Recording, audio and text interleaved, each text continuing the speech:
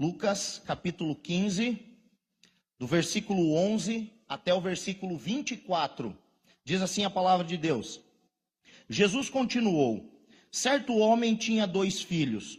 O mais moço deles disse ao pai: Pai, dá-me a parte da herança que me pertence. E o pai repartiu os bens entre os 2. Poucos dias depois, o filho mais novo, ajuntando tudo, partiu para uma terra distante e ali desperdiçou os seus bens, vivendo irresponsavelmente.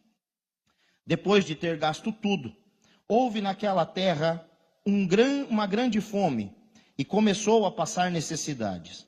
Então ele foi e se chegou a um dos cidadãos daquela terra, o qual o mandou para os seus campos a cuidar de porcos.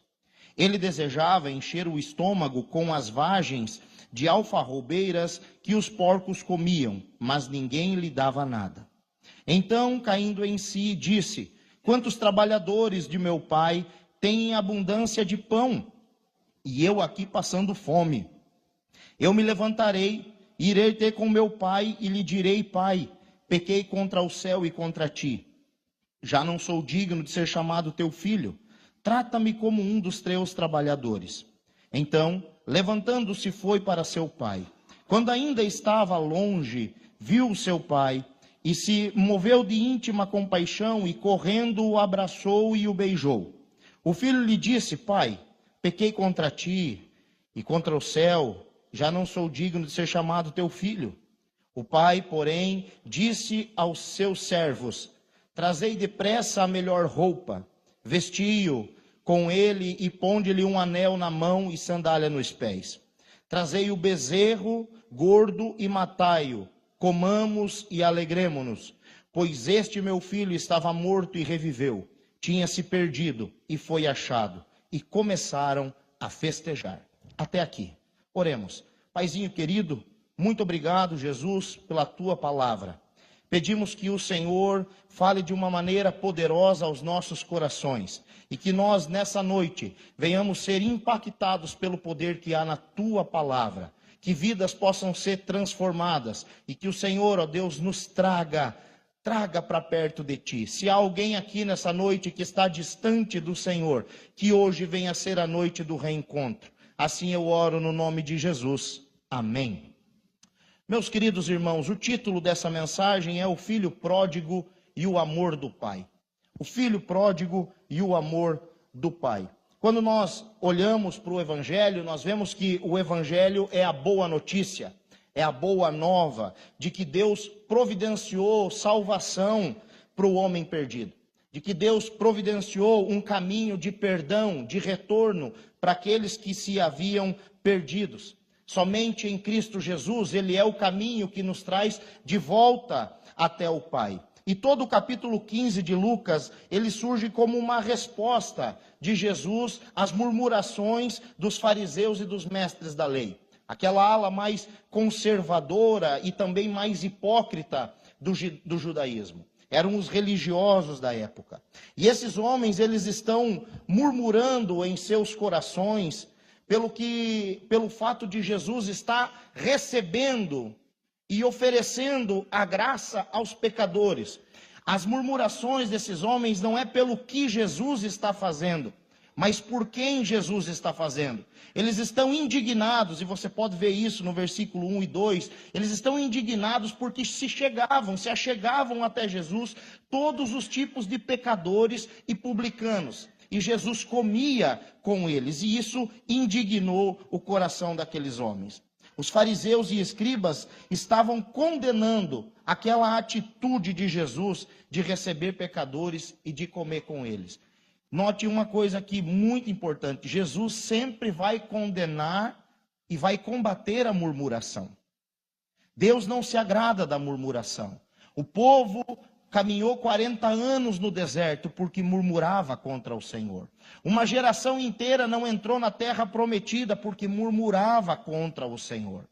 Quando a gente murmurar não é apenas reclamar. Murmurar é questionar a soberania de Deus, a ação de Deus, o modus operandi de Deus. Murmurar é dizer não está certo do jeito que o Senhor está fazendo. E Jesus, conhecendo o coração daqueles homens, um coração murmurador, a resposta que Jesus vai dar são 3 parábolas: a ovelha perdida, a dracma perdida e o filho pródigo. E essas 3 parábolas, elas formam um bloco que escancara a negligência que os religiosos daquela época estavam tratando os mais vulneráveis. Essas 3 parábolas mostram que aqueles fariseus que eram conhecedores da lei, que tinham recebido o mandamento de Deus, ao invés deles se comportarem como o pastor, que deixa as 99 no deserto e vai em busca da que se perdeu, eles não davam bola para a que se perdia. Ao invés de eles se preocuparem com os pequeninos, como aquela mulher que se preocupou com uma pequena moeda que perdeu e varreu a casa e procurou diligentemente até encontrar, eles não faziam questão de ter os pequeninos por perto deles. E agora Jesus vai concluir mostrando para eles que eles estão se comportando como o filho mais velho, ao invés de se comportarem como o pai. Nesta parábola, o pai é Deus. O filho mais moço, todos aqueles que se afastaram, aqui representados pelos pecadores e pelos publicanos.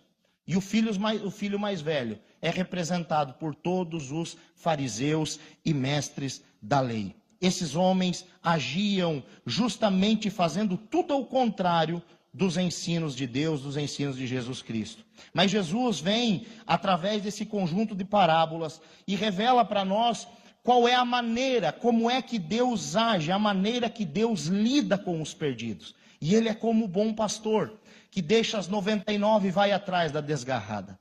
Ele nos ama com um amor incondicional, como aquela mulher que para tudo o que está fazendo e procura aquela pequenina moeda dentro de casa até encontrar. E Ele é esse pai que está de braços abertos, que está esperando ansiosamente pelo reencontro com o seu filho. Na primeira parábola, Jesus Cristo é o bom pastor. Na segunda parábola, nós podemos ver Jesus Cristo, a luz do mundo, brilhando como uma lâmpada dentro de casa para que o pecador seja encontrado. E na terceira parábola, o amor do pai se revela na figura desse homem que tem 2 filhos. Diz o texto em Lucas capítulo 1, aproximavam-se de Jesus todos os publicanos e pecadores para o ouvir. O filho pródigo representa essa turma. E o filho mais velho representa, no versículo 2, os fariseus e os escribas que murmuravam. Essa última parábola, meu irmão, na verdade, ela retrata as outras 2, se você prestar atenção. Na primeira parábola, nós temos uma ovelha que se perde longe de casa. O filho mais novo. O filho mais novo saiu do aprisco. O filho mais novo decidiu sair e ir embora. Na segunda parábola, nós temos uma dracma que está perdida inconscientemente dentro de casa. O filho mais velho, que não decidiu sair, mas de igual modo estava distante e perdido do pai. Então nós vamos agora analisar, e eu quero dividir esse sermão em 5 atos. Eu quero que você imagine como se fosse uma peça teatral ou como se fosse um filme. Pinte um quadro na sua cabeça e eu quero narrar para você cada ato desse. E o primeiro ato é o filho insatisfeito na casa do pai. Nós lemos aqui um pai com 2 filhos, provavelmente um homem viúvo muito rico, uma família bem abastada, e um desses filhos pede parte da sua herança ao mais novo. Poucos dias depois de receber sua herança, cai no mundo e vai para uma terra, um país muito distante, vive do jeito que quer viver, gasta do jeito que quer gastar, fica sem nenhum tostão. Vem uma crise muito feia no mundo, muito grande, muita fome, e esse homem tem que trabalhar num serviço que ele considerava indigno, até o ponto de cair em si e retornar para a casa do pai, sem expectativa, mas é recebido com alegria pelo pai. E isso me chama muita atenção. Porque nessa parábola, nós não temos a alegria do filho, mas nós temos a alegria do pai. Jesus faz questão de mostrar a alegria com que o pai recebe o filho, e não a alegria do filho em voltar para casa. Não que o filho não tenha ficado alegre, mas Jesus aqui faz questão de mostrar a alegria do pai. Por quê? Porque tanto na parábola 1, ovelha perdida, quanto na parábola 2, diz que há festa nos céus, diz que há alegria diante dos anjos de Deus. Quem é que está diante dos anjos? Ou os anjos estão diante de quem? Senão do próprio Deus. É Deus quem se alegra quando um pecador se arrepende. Então, o primeiro ato, insatisfeito na casa do pai. Esse jovem tinha tudo na casa do pai. E eu quero que você imagine exatamente isso. Amor, proteção, conforto, fartura, amizade, respeito e honra. Tudo que ele vai perder, tudo que ele vai sentir falta, ele tem na casa do pai. Eles viviam em harmonia, um homem e seus 2 filhos, um futuro brilhante pela frente, um futuro garantido para os 2. O que é que esses filhos quisessem ser ou fazer, eles tinham condições para ser e para fazer. Eles eram donos de uma grande propriedade e eles possuíam muitos funcionários. Mas de repente, nada disso mais importava. De repente, nada mais era importante, e as coisas para esse moço, para esse menino, foram perdendo o brilho. Nada mais tinha valor. No coração daquele moço começou a crescer um vazio, a ponto de ele começar a planejar a sua vida longe de casa, longe do pai, em um país muito distante. Para mim não dá mais aqui, eu preciso ir embora. E esse jovem abriu o seu coração para um sentimento maligno, terrível e avassalador, chamado insatisfação. Nada mais sustentava aquele moço dentro de casa. Essa insatisfação lentamente roubou do coração dele a beleza de tudo que cercava. Aquela fazenda não era mais bonita, a sua casa não era mais bonita, os cavalos que ele tinha não eram mais bonitos, nada que aquele moço tinha lhe satisfazia o coração. E a insatisfação é um sentimento terrível. O conforto, as propriedades, a mesa farta, todas as refeições, a abundância de pão, a roupa limpa, a autoridade, o irmão, os amigos, o pai, nada mais tinha valor. A insatisfação se instalou como um vírus no coração daquele jovem e nada mais satisfazia, nada mais tinha brilho. E esse moço caiu na tentação de pensar e acreditar que a verdadeira felicidade estava fora dos muros da casa do pai. Agora ele não enxergava mais a cerca da propriedade como uma cerca de proteção, mas sim uma prisão. Eu estou preso aqui.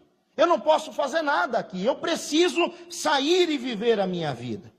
E o pecado da insatisfação, irmãos, tem rondado corações e mentes de pessoas dentro da igreja.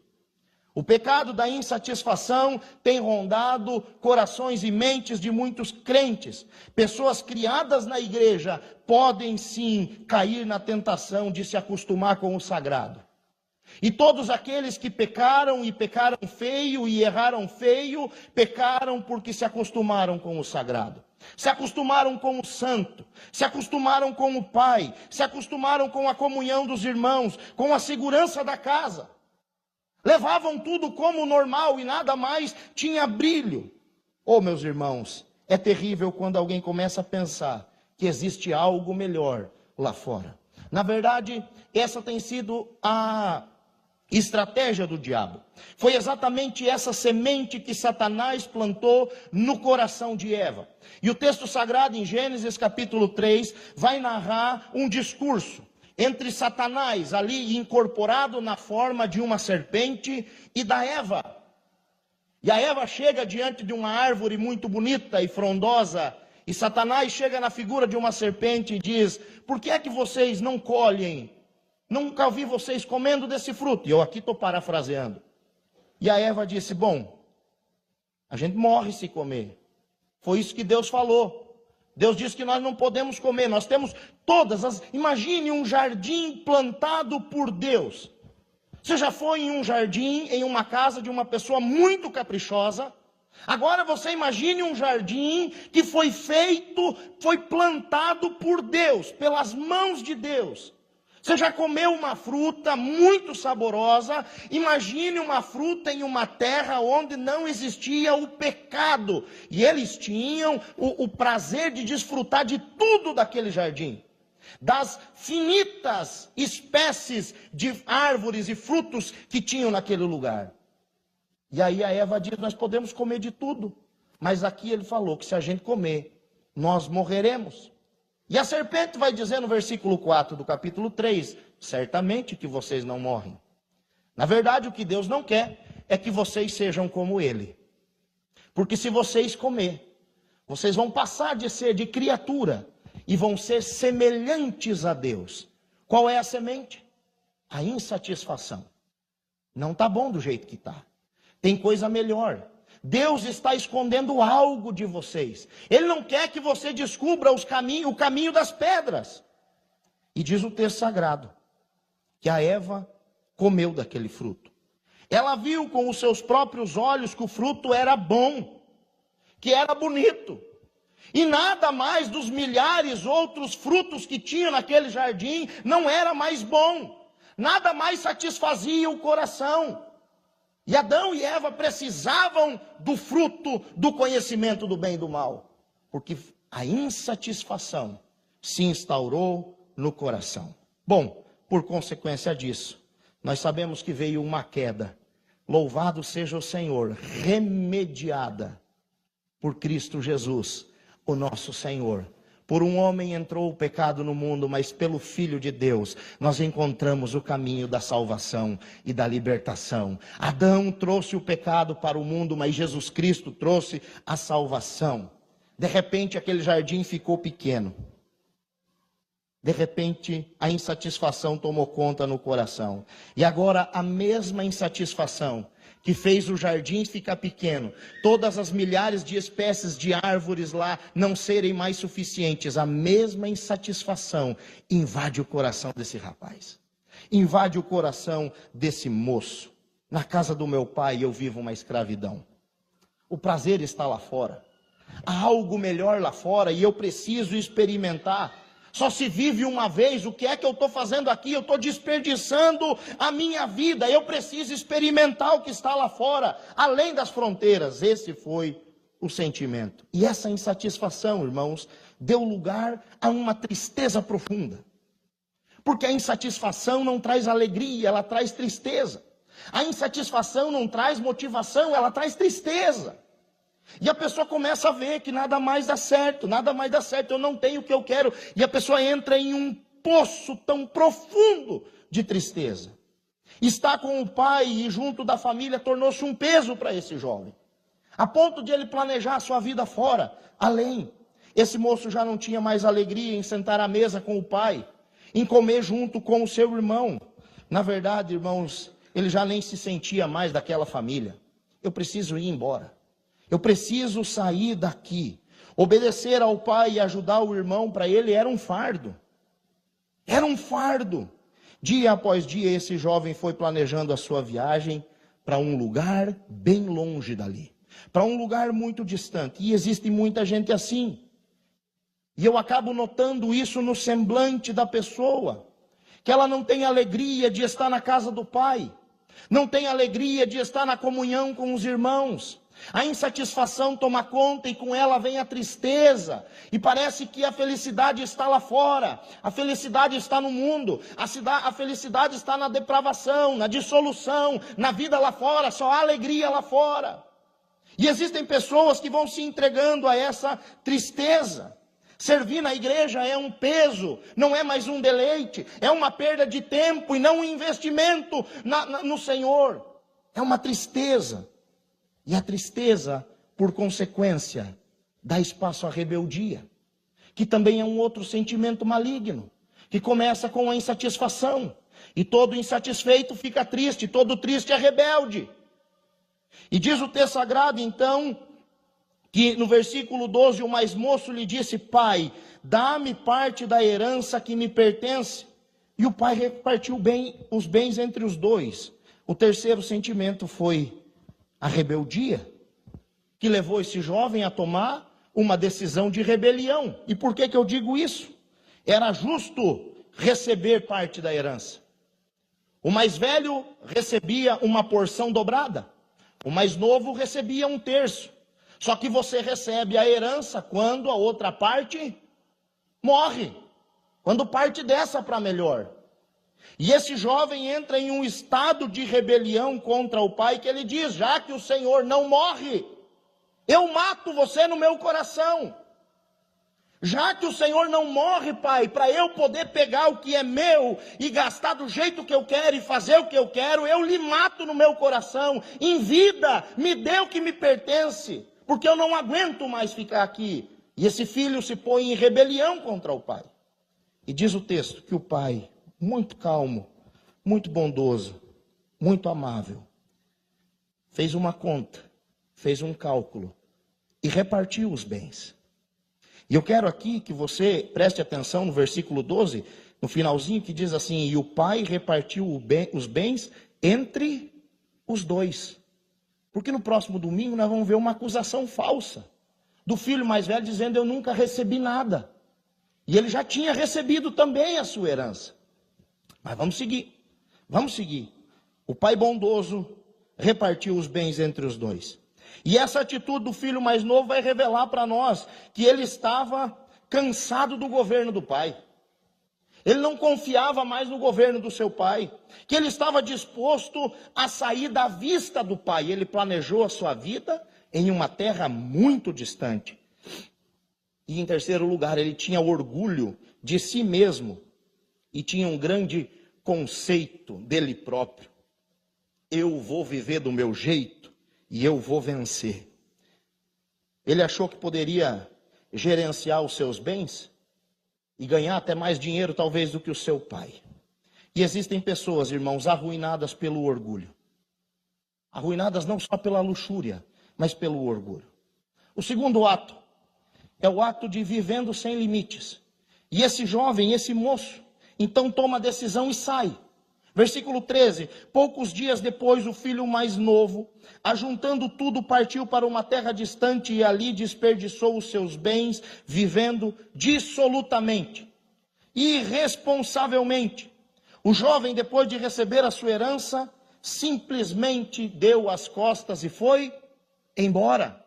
Foi só o tempo de ele juntar suas coisas, foi só o tempo de ele organizar a sua mala.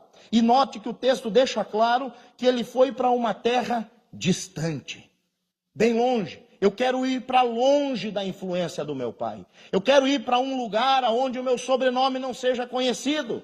Eu quero ir para um lugar que ninguém aponte e diga: você é filho do fulano. Eu quero me distanciar ao máximo do meu pai, porque eu não concordo com o jeito dele. E ele se afastou ao máximo que ele pôde do pai.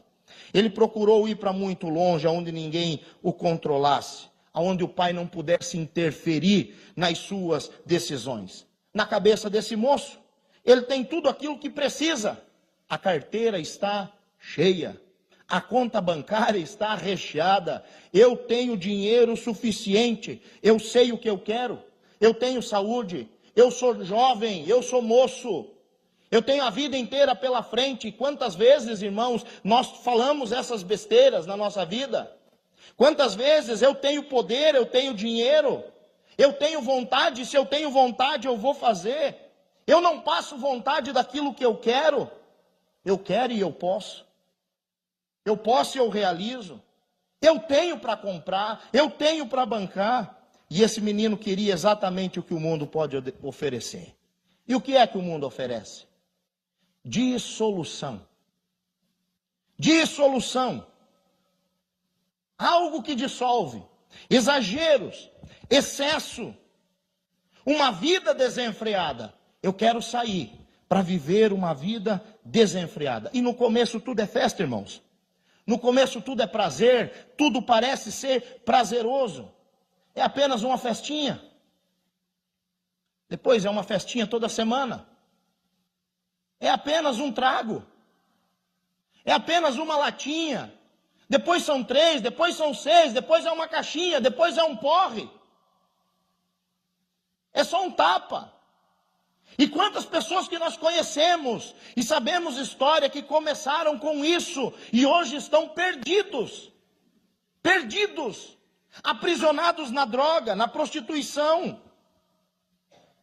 Eu vou fumar, mas eu me controlo. Eu vou beber, mas eu me controlo. Dorme com um, dorme com outro, dorme com uma, dorme com outra. E é exatamente isso que esse jovem viveu, e é exatamente isso que o mundo oferece, uma vida descompensada, dissoluta. Essa é a dissolução do mundo. E o que parecia inofensivo, acabou se transformando em uma vergonha. Por quê? Anote essa. Porque o diabo é um estelionatário. Ele promete entregar o que ele não tem condição de entregar. O diabo é o maior mentiroso. Ele vende para você um sonho que ele não consegue realizar. Ele engana com falsa propaganda do prazer, mas no final ele entrega degeneração, vício, vergonha. É isso que ele faz. O pagamento é esse. O filho mais novo decidiu viver o presente. E para isso, ele juntou tudo que tinha. Quantas pessoas, irmãos? Quantas pessoas, quantos crentes que se afastam de Deus, colocam tudo que tem em risco. E quando se afastam de Deus, colocam tudo que tem em risco. Oh, meus queridos, o mundo é uma terra distante, onde essas pessoas querem matar a sua ânsia de viver dissolutamente. Mas a conta chega. O filho pródigo pensou que seria um administrador melhor que o seu pai. Mas na verdade nós sabemos o fim da história. E muito pelo contrário. Com pouco tempo, ele estava sozinho no mundo, sem nenhum tostão no bolso. Ele bancava as festas. Comida e bebida é por minha conta. Noitadas e mais noitadas. O irmão dele vai acusar ele dizendo: teu filho desperdiçou todos os seus bens com prostitutas. Isso foi quem falou, foi o irmão mais velho, mas não é de duvidar não. Porque esse jovem viveu dissolutamente. Comprou roupas caras, tênis caro, uma vida de ostentação e prazer. Ele tratou muito bem aqueles que ajudaram a destruir a fortuna que ele herdou do pai. Quantas pessoas estão assim como esse filho pródigo, gastando tudo o que receberam de Deus e vivendo uma vida dissoluta. E talvez você que me escuta ou que assiste pode dizer: pastor, eu não tenho dinheiro, nunca paguei nenhum churrasco para ninguém, eu não faço isso. Eu estou afastado dos caminhos do Senhor, mas eu não faço isso. Eu não gasto como esse menino gastou, porque pródigo não significa perdido, pródigo significa gastão. Eu não sou um gastador. Parabéns, meu irmão. Agora responde para mim, quanto vale o seu corpo? E para quem você está entregando? Quanto vale ter um corpo ser chamado de templo do Espírito Santo? E para quem você está entregando? Para o Espírito Santo ou para demônios? Quanto vale você receber de Deus um dom para adorá-lo e para servi-lo? E quem é que está escutando a sua voz? Quem é que está recebendo o seu dom? Quanto vale ter força nos braços para trabalhar para o Senhor? Mas quem é que está recebendo o seu trabalho? A sua adoração. Quanto vale? Diga para mim. Quem é que está dentro do seu coração? É Jesus ou é Mamon? É as riquezas ou é o reino de Deus? Aonde está o seu tesouro? As suas mãos têm tocado o que é santo ou o que é profano? Quanto vale ser templo do Espírito Santo? Na sua mente, os projetos que tem na sua mente são bons, agradáveis, como diz a palavra de Deus, ou só passa perversidade e devassidão? Muitas pessoas não estão gastando um tostão lá fora, irmãos, mas estão desperdiçando o de mais precioso, que é a vida, o tempo, a saúde, a juventude. E Salomão vai dizer: lembre-se do seu Criador nos dias da tua juventude, antes que venham os dias maus. Antes que venham os dias maus. Quem se afasta de Deus, se afasta para viver uma vida reprovável.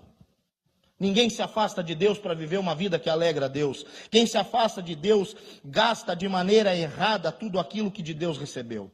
Mas em terceiro lugar, o terceiro ato, é o fundo do poço. É o fundo do poço, versículo 14 ao 16. Depois de ter gasto tudo, houve naquela terra uma grande fome, e começou a passar necessidades. E então ele foi e se chegou a um dos cidadãos daquela terra, o qual o mandou para os seus campos a cuidar de porcos. Ele desejava encher o estômago com as vagens alfarrobeiras que os porcos comiam, mas ninguém lhe dava nada. O jovem pródigo começou cheio de amigos, muitos convites, muitas festas, mas terminou literalmente no meio do esterco e da lama. No meio do esterco e da lama. O dia mal chegou. A crise bateu naquele lugar. Aquele jovem que pensava que tudo se resolvia com dinheiro, agora não tinha mais dinheiro. E existem problemas na nossa vida que vêm, meus irmãos, para mostrar que dinheiro não resolve tudo. Existem situações que nós enfrentamos, que nós aprendemos que dinheiro não resolve tudo. Você pode ter a quantia que for, não compra uma vida de volta. Você pode ter a quantia que for, que não resolve aquele problema.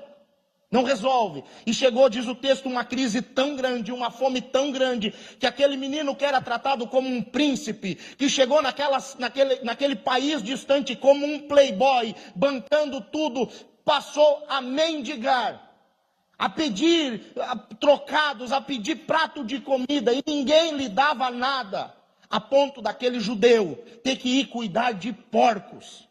E quando nós olhamos, meus irmãos, para a história, nós vemos que para um judeu, cuidar de porcos era algo terrível. O porco era um animal imundo. O porco era considerado um animal imundo. Cuidar de porcos era o fundo do poço. Mas esse jovem, ele não só está cuidando de porcos, mas ele está desejando comer o que os porcos comem. Em outras palavras, ele está pior que o porco. O porco ainda tem algo para comer e ele não tem. O porco ainda tem quem trate ele e ele não tem. Ele pediu um pedaço de pão e ninguém lhe dava. Porque é isso que uma vida dissoluta promove.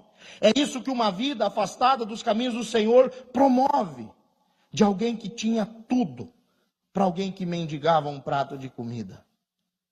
Que coisa terrível. E o texto diz então que devido a essa grande fome, provavelmente uma falta de chuva, esse jovem começou a passar necessidades. E é tão lindo Jesus contando essa história, porque às vezes a gente pensa que necessidade é falta de alguma coisa, mas o grego é tão profundo, e a palavra necessidade no grego, rostero, ela significa carecer, faltar, ficar para trás, ser inferior, ser destruído. Esse jovem não só passou fome, irmãos, ele era o primeiro. Ele era o mais famoso, talvez o mais importante naquele lugar, e ele foi ser o último, o mais inferior, o mais necessitado. Ele ficou destruído pela crise. De mais importante, ele passou a ser o mais inferior. Imagina o desgosto, a tragédia, o opróbrio, a vergonha, a dor. E esse moço, que era um homem riquíssimo, talvez o mais rico daquela região, virou o pendente mais pobre, mais necessitado, o mais inferior. Ele bancava as festas, estava sempre rodeado de amigos, mas quando a crise chegou, quem é que ajudou? Quem é que se lembrou dos churrascos? Quem é que se lembrou das carteiras de cigarro que ele comprou? Dos litros de cachaça, dos litros de uísque que ele comprou? Quem é que lembrou dos bordéis que eles fecharam e das prostitutas que eles contrataram? Cadê os amigos que estavam junto com ele? E a verdade foi que ele colheu ninguém. Ninguém o ajudou. O que teve mais misericórdia dele disse: quer saber o seguinte, você é um estrangeiro? Você é judeu, estrangeiro? Então vou te ajudar. Tem porcos aqui nesse chiqueiro para você cuidar. Tem porcos. E ele vai então descer ao mais fundo do poço. Ao mais fundo do poço. Porque ele começou a desejar o que os porcos comiam. E é isso que o diabo faz, irmãos. Primeiro ele ilude, para depois ele abater.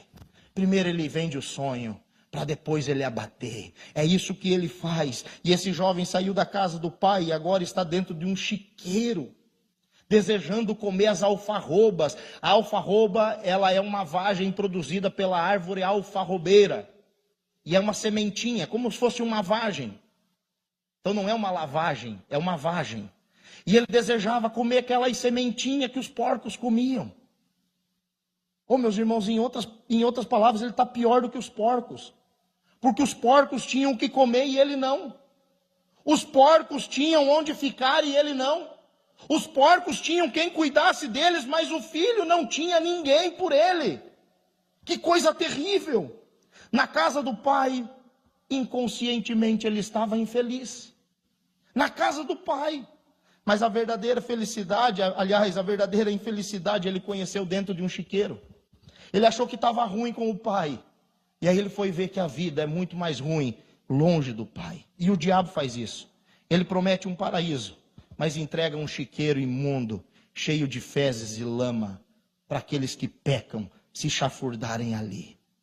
É isso que o diabo quer fazer. Na casa do pai, aquele jovem era feliz e não sabia. O quarto ato dessa história é a decisão de voltar para casa. Gente, que glória, que maravilha. Já pensou se acabasse aqui essa história, que tragédia? Mas o nosso Deus é um Deus de recomeços. Diga isso para você mesmo. O meu Deus é um Deus de recomeços.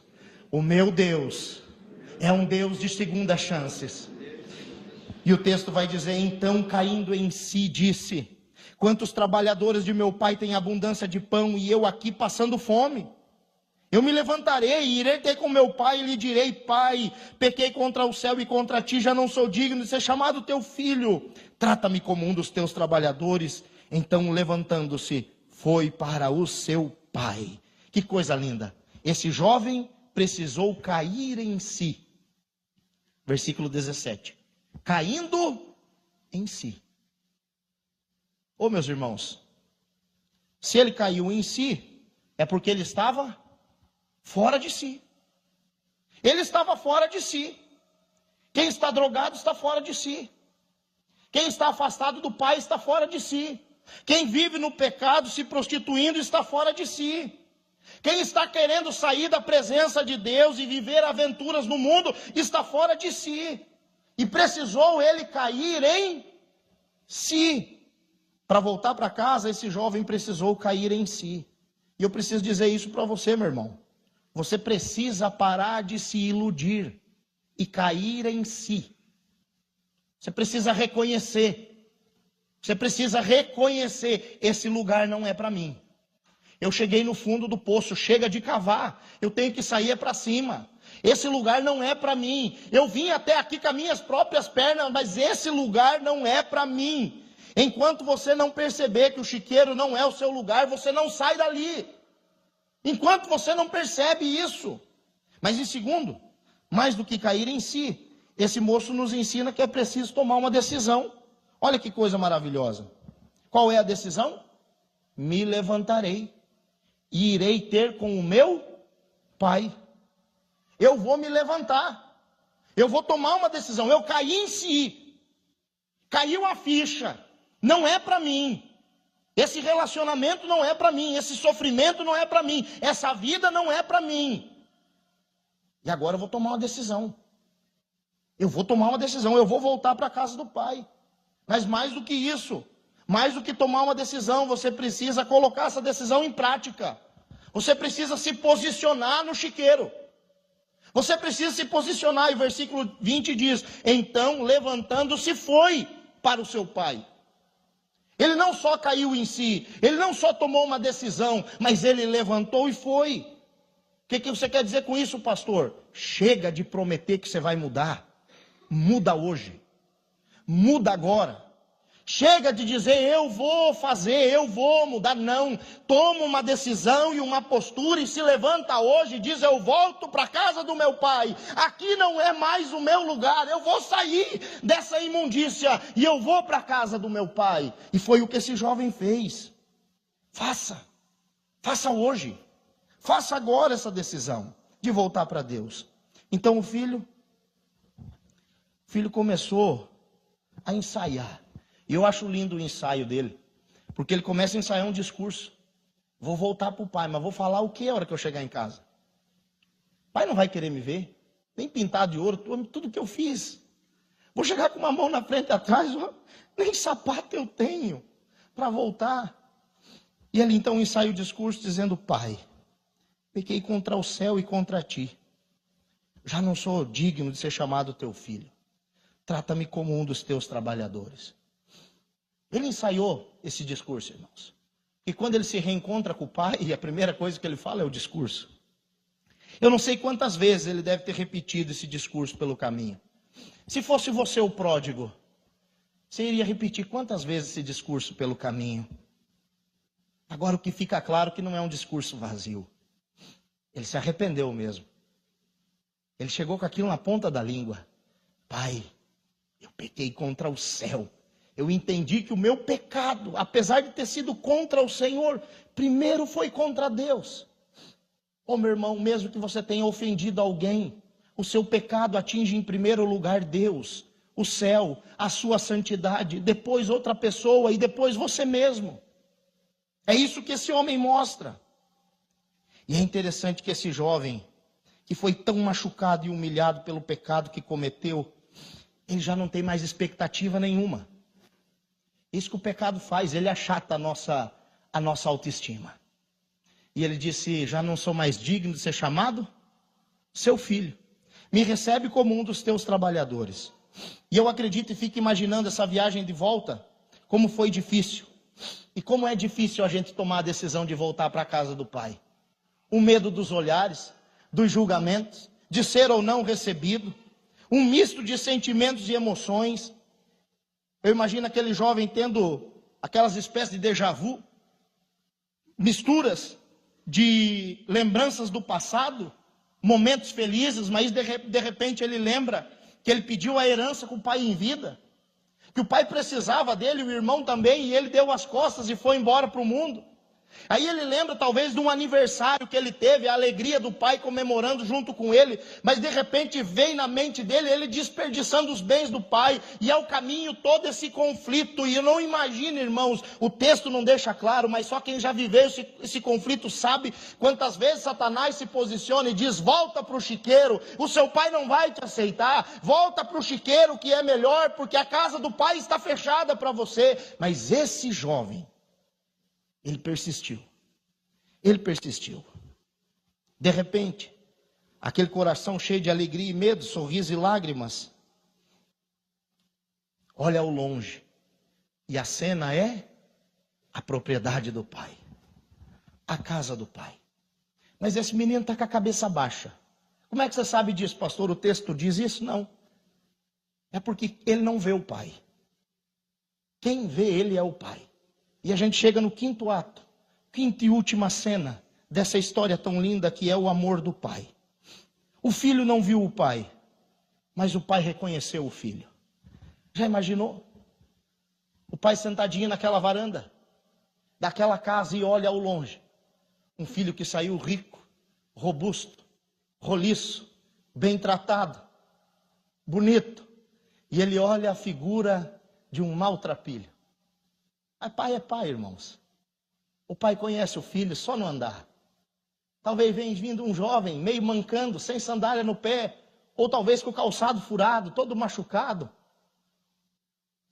E o pai é quem olha e diz, é o meu filho que está voltando para casa. Oh, meus irmãos, que coisa mais linda. O versículo 20 diz que o pai se levanta e vai em direção do filho. Quando ainda estava longe, viu o seu pai e se moveu de íntima compaixão. E correndo, o abraçou e o beijou. É o pai quem vê. É o pai quem corre. É o pai quem abraça. É o pai quem beija. É o pai quem sente compaixão. O discurso estava afiado na ponta da língua. E aquele discurso que ele vem ensaiando no caminho, agora ele fala para o pai. Pai, versículo 21. Pequei contra o céu e contra ti. Perante ti já não sou digno de ser chamado teu filho. O pai ouve o discurso do filho. O pai ouve o pedido de perdão do filho. O pai escuta aquela frustração do filho. Mas o pai frustra a expectativa do filho. Porque a expectativa do filho era de ser recebido como um trabalhador, como um servo. E o pai não responde o filho. O pai fala com os servos que estão ao redor e diz, tragam para ele roupa limpa, anel para pôr no dedo e sandálias para pôr no pé. E sabe aquele novilho cevado que está sendo engordado para uma ocasião especial? Matem e vamos fazer uma festa, porque o meu filho retornou para casa. Oh, meus irmãos, o amor de Deus é tão maravilhoso. Por que isso? Porque o perdão é maior do que o pecado. O perdão é maior do que o pecado. O amor é maior do que a humilhação. Aquele menino não precisava ser humilhado mais, ele já foi humilhado demais pela vida. Ele precisava era ser amado. O abraço do pai é maior do que o desprezo que ele recebeu no mundo lá fora. Agora ele está em casa. O amor do pai frustrou por completo a expectativa do filho, e assim é conosco. O amor de Deus frustra nossas expectativas, mas num bom sentido, porque muitas vezes, por pecarmos, nós achamos que não merecemos mais ser chamados de filho, e Deus nos recebe como filhos, e não como servo. A palavra de Deus nos diz que onde abundou o pecado, superabundou a graça. A esperança para o que caiu, a esperança para quem se desviou, a esperança para quem saiu da casa do Pai. E hoje o Pai espera por você. O Pai espera por você. O Pai espera por aqueles que se distanciaram. Essa parábola, irmãos, não narra a alegria do filho, mas ela deixa explícita a alegria do Pai. A alegria de Deus em receber de volta o filho que estava morto e reviveu, que estava perdido.